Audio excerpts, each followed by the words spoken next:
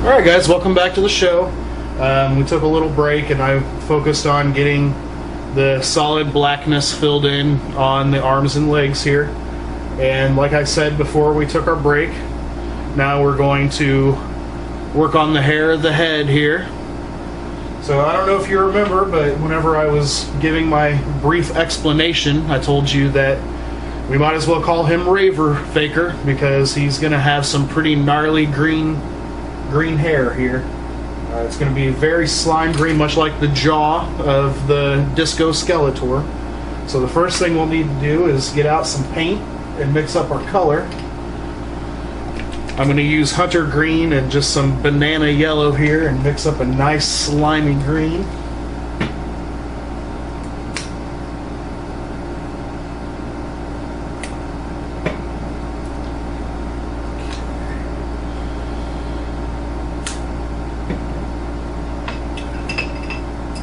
This color, it's probably good to go a little on the heavy side whenever it comes to that yellow, because you want it to have that nice slimer green.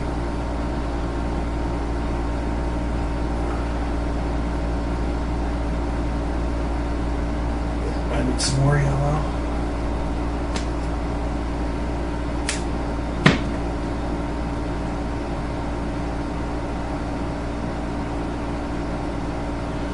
Really get it good and mixed up. You don't want to have any uneven tones come out of your paint whenever you're applying it to your figure.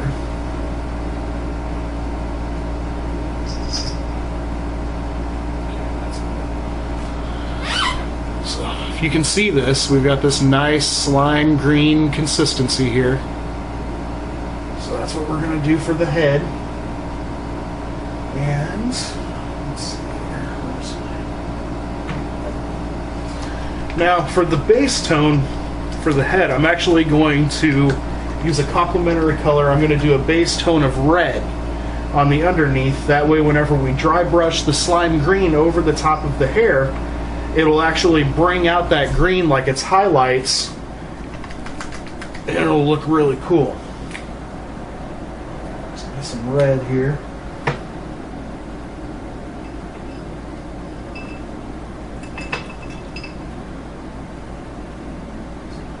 Clean out this brush.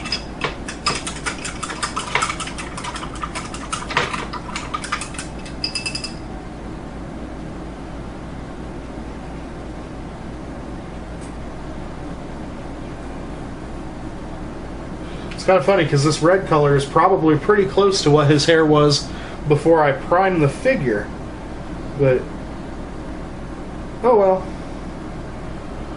We're just going to slather this on, get as close to the face as you can.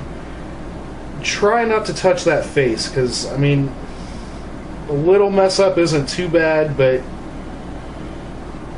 once you start making the errors on the face, it does become a little problematic to get fixed.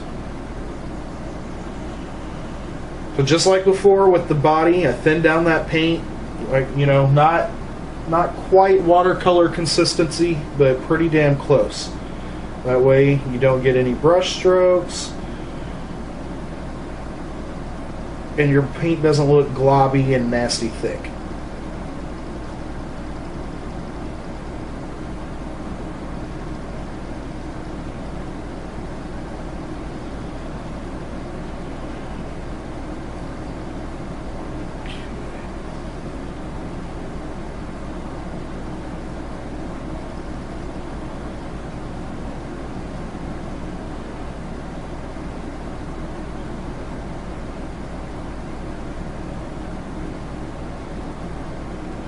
Ordinarily, I probably would have saved this piece for last, or anyway until towards the end, because it's one of the finer detail pieces. I like to do those at the end, the more tedious things. That way I don't get frustrated in the project really soon, and it makes me want to put it away for a while. I like to do the things that are quick and fun first.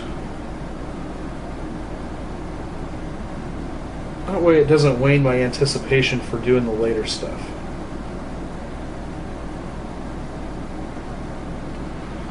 Okay, nice consistent red Faker head. very much like his previous hair color.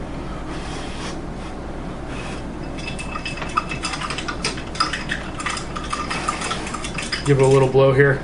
Ordinarily, I'd probably have a blow dryer out, just kind of blow drying this down, but I didn't think ahead, and I don't want to make the noise or make the mess I'm pulling out the blow dryer right now, so I'm just going to give it kind of a blow. Blow on that head right there.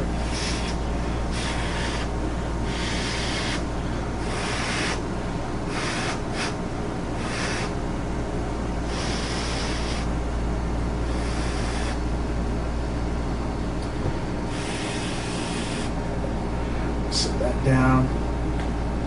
Well, that's drying. I'm going to finish mixing up this green color here a little bit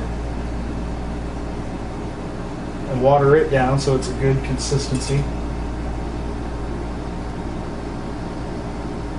Now, like I said, the reason you want to water these paints down is because if you don't, you will get a very chalky, thick, nasty consistency whenever you apply it to your figures. And not only will all of the brush strokes show, but your figure will just look like garbage.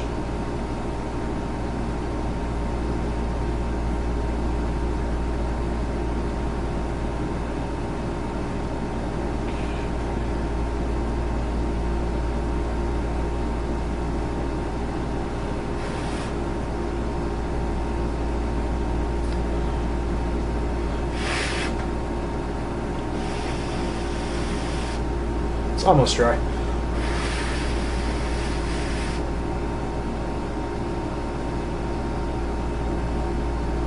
Now we're going to dry brush this with the green. And what that is, if you don't know, is you basically get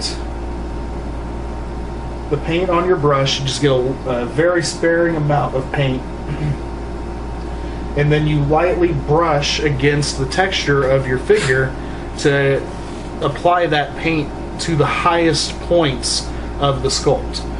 So you just want to kind of drag it over the tops of the strands here, and if you notice as you're doing it, the highest points will start to turn slime green. Ah, it's crazy. So anyway, keep doing that, and remember to keep your pressure real light, because the harder you push, the more your bristles are going to go in those cracks and grooves and little crevices and fill in your red undertone, and you don't want that. You want them to basically bring out the contrast of this green so you can really see the detail in the Four Horsemen sculpt.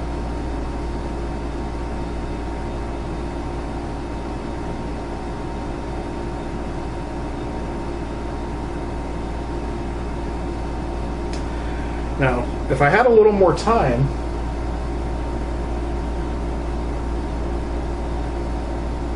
and wasn't trying to get this done for Doug, I would honestly probably heat this head up and pull this hair off and sculpt completely new hair for this figure, just so you can kind of offset Faker from He-Man a little bit more. If you recall from the painting that I showed you earlier, I always kind of envisioned Faker with having kind of longer, more gnarly hair than what He-Man would have, because why would Faker care about what his hair looks like, you know? So, but for this particular figure, we're just going to stick with the factory molded pieces and make them look better.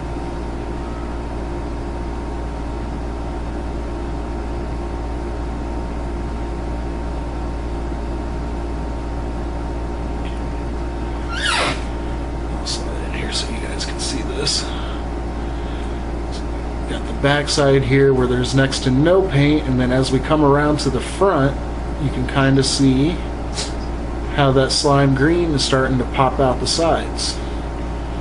So.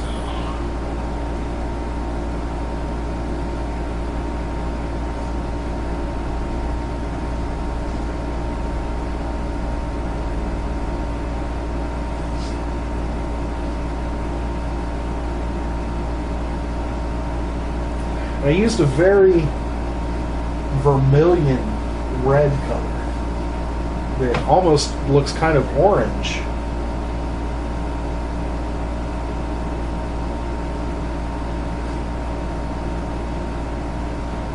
And it's starting to really pop out on this green.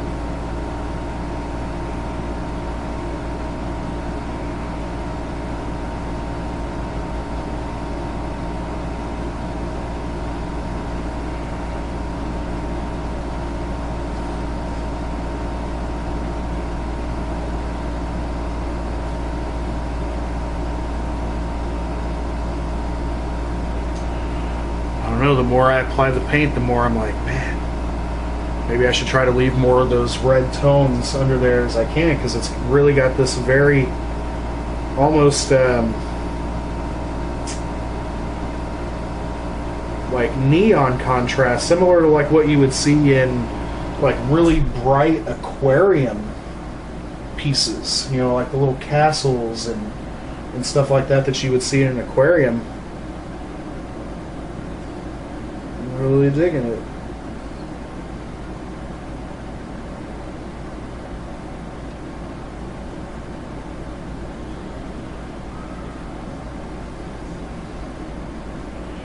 Now thankfully, whenever I went to prime these pieces, I did not have the problems with the head taking the texture that the rest of the body took whenever I primed the figure. I still have absolutely no explanation for that reaction except for the spray paint being kind of old, and I've moved a few times in the last 10 years. But it's rather gotten hot and cold, flux in temperature and whatever else, so that could probably play an effect on it too.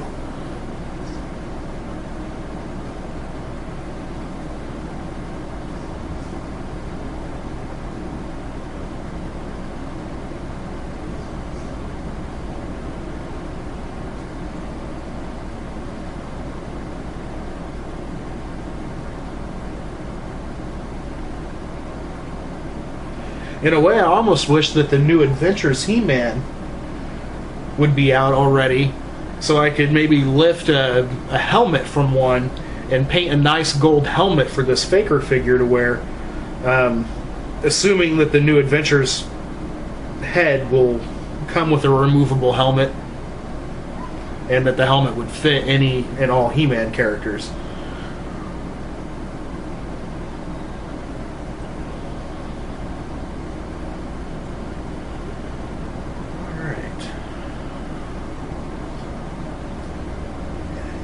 Nice green, nice slimy green tint to him.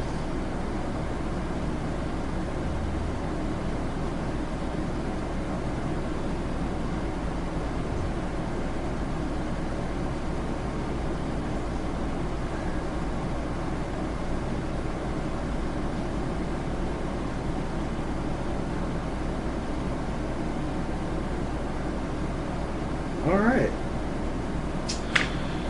So, here we have a nice slimy green Disco Faker head. I'll keep working on that, of course, and we'll get some pictures of the close-up stuff so you guys can really see what this stuff looks like. But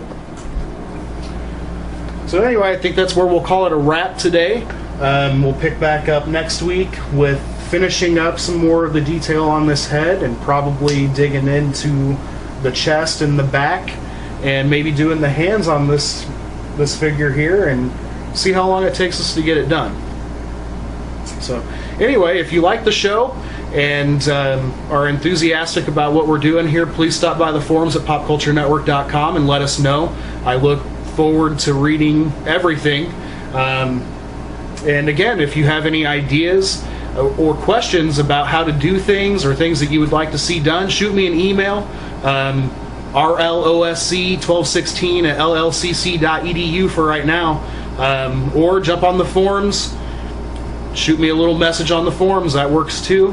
And if you like shows here at popculturenetwork.com, and we'll see you next week. Thanks.